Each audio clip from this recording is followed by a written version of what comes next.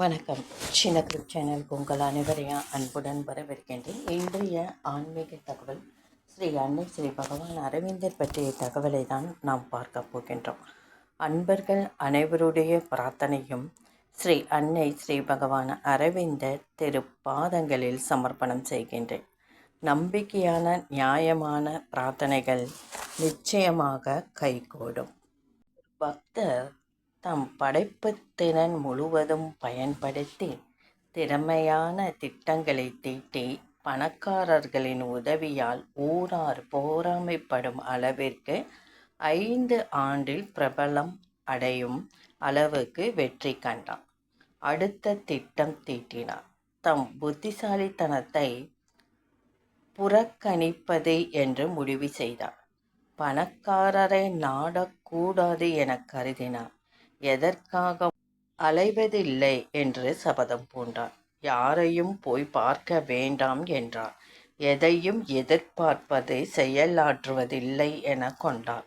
மனித எத்தனத்தை நம்ப வேண்டாம், மற்றவர்களையும் எதிர்பார்க்க வேண்டாம் என்பதே தற்போதைய கொள்கை. இந்த திட்டம் நினைவுக்கு வரும் பொழுதெல்லாம் அந்நினைவை புறக்கணித்து ஸ்ரீ அன்னையை மட்டும் நினைப்பது என்ற விரதத்தை மேற்கொண்டார். நிலைமை மாறியது.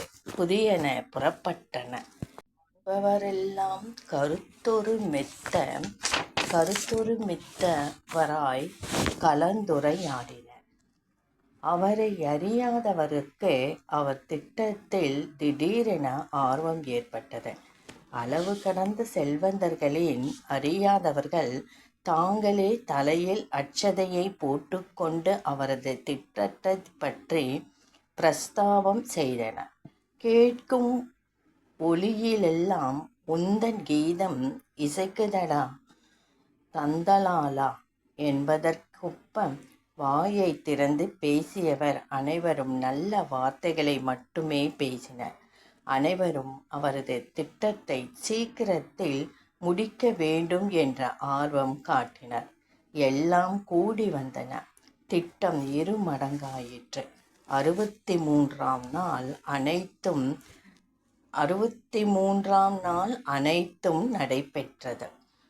நம்மை ஒதுக்கி நம் அறிவை ரத்து செய்து நம் அவசரத்திற்கு விதிமுறை அளித்து நம் கணக்கை காத தூரம் தள்ளி வைத்து ஆசையை அளித்து ஸ்ரீ அன்னையை மட்டும் பூரணமாக ஏற்றுக்கொண்டு ஸ்ரீ அன்னையை செயல்பட நாமும் நம் அறிவு முழு அனுமதியளித்தால் முதல் திட்டம் 63 மாதம் அல்லற்று சாதித்ததை ஸ்ரீ அன்னை 63 நாளில் இப்பொழுது அற்புதமாக செயல்படுத்துகின்றார். ஸ்ரீ அன்னையின் சக்தி சத்தியத்தின் சக்தி. வாழ்வு பொய்யால் ஆனது. வாழ்வுக்கு சத்தியம் தேவை. தம் பொய்யை ஆதரிக்கும் அளவிற்கு மட்டுமே மெய் தேவை. ஒருவர் உண்மை மட்டுமே பேச முடிவு செய்தால் ஒளிவு மறைவின்றி கூறினால் அவருக்கு வேலை கிடைப்பது கஷ்டம். திருமணமாகாது. உடையது விளம்பில் தோழனோடும் ஏழமை பேசேல் என்பது உலகம் எதிர்பார்ப்பது. சொல்ல வேண்டியதை சொல். எல்லாவற்றையும் சொன்னால் உண்மை பேசுவதாக அர்த்தம் இல்லை என்பதெல்லாம் சமூகம் நம்மிடம் நிர்பந்தமாக எதிர்பார்ப்பதாகும். எதிர்மாறாக ஸ்ரீ அன்னை பூரணமான சத்தியத்தை முழுவதுமாக எதிர்பார்க்கின்றார். எவ்வளவுக்கெவ்வளவு உண்மை இருக்கின்றதோ அவ்வளவு ஸ்ரீ அன்னையின் வெளிப்பாடும் சிறக்கும். பார்லிமெண்டில் வந்து ஸ்ரீ உன்னை அலசி பார்க்கலாம். பயங்கர எதிர்ப்பு உருவாகலாம்.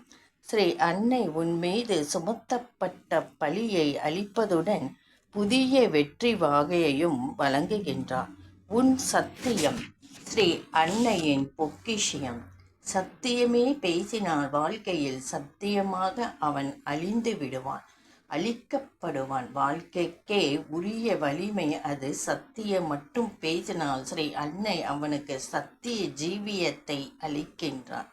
எது வாழ்க்கையில் அழிவுக்கு அடிகொள்கின்றதோ அதுவே ஸ்ரீ அன்னையிடம் மகுடம் பெற அஸ்திவாரமாகின்றது. எங்கெல்லாம் சத்தியம் ஜெயிக்கின்றதோ அங்கெல்லாம் ஸ்ரீ அன்னை காணலாம். கசப்பான உண்மைகள் கற்பனை கெட்டாத விருதுகளை கொண்டு வரும். அபூர்வ நிகழ்ச்சிகளும் உண்டு. மனிதன் எதையும் ஒரு நேரத்தில் விட்டு கொடுத்து விடுவான். மானத்தை இழக்க மனிதன் மனம் சம்மதிக்காது. பாதாளத்தில் புதைந்துள்ள உண்மைகளை காப்பது மானம். அதே ஆழத்தில் மறைந்துள்ள அவமானத்தையும் காத்து கொண்டிருப்பது சொரணை என்று சொல்லப்படுவது. கோரமான உண்மைகள் ஆழமான இடத்தில் இருக்கலாம். சொரணையை இழந்தால்தான் அவற்றையும் சொல்ல முடியும். சூடு சொரணை எனப்படுபவைகளையும் ஒதுக்கி வைத்து உண்மை பேசினால் மட்டுமே இறைவனின் கருவியாகி பிரபஞ்சத்தின் இறைவனின் பெரிய காரியங்கள் ஜெயிக்க மனிதனால் துணை நிற்க முடியும் என்கின்றார் ஸ்ரீ அன்னை. இந்த பதிவு உங்களுக்கு கண்டிப்பாக பிடிச்சிருக்கும்னு நினைக்கிறேன். இந்த பதிவு பிடிச்சிருந்தால் லைக் பண்ணுங்கள், ஷேர் பண்ணுங்கள், சப்ஸ்கிரைப் பண்ணுங்கள், கமெண்ட் பண்ணுங்கள். நன்றி.